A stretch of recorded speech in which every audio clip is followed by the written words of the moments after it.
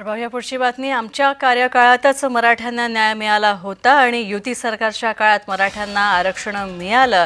शासनाची भूमिका ही सहकार्याचीच असेल। मुख्यमंत्री देवेंद्र फडणवीस यांनी या आंदोलनासंदर्भात वक्तव्य केलेलं आहे। तर उच्च न्यायालयाच्या निर्देशानुसार प्रशासन सगळं काम करणार आहे, सहकार्य करणार आहे आणि जरांगेंनी आंदोलनासाठी पुन्हा परवानगी मागितली होती आणि त्याप्रमाणेच परवानगी देण्यात आलेली आहे। तर आंदोलनाला गालबोट लागेल असं काम कोणीही करू नये। तर बऱ्याच ठिकाणी मराठा आंदोलकांनी सहकार्य सुद्धा केलं असं मुख्यमंत्र्यांनी म्हटलं।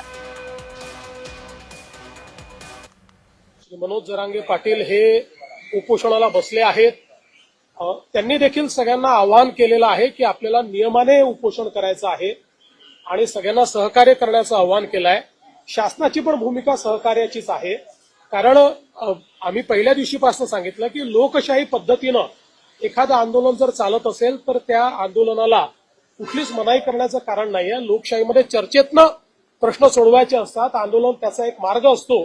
त्यामुळे अशा प्रकारच्या आंदोलनाला जे काही सहकार्य पाहिजे ते सरकारच्या वतीनं आम्ही करतो।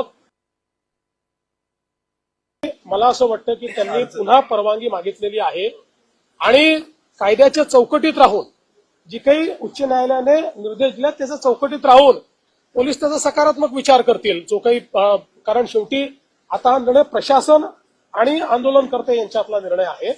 तर माननीय उच्च न्यायालयाने दिलेल्या निर्देशाच्या अनुरूप मला असं वाटतं की प्रशासन सकारात्मक त्या संदर्भातला विचार करेल।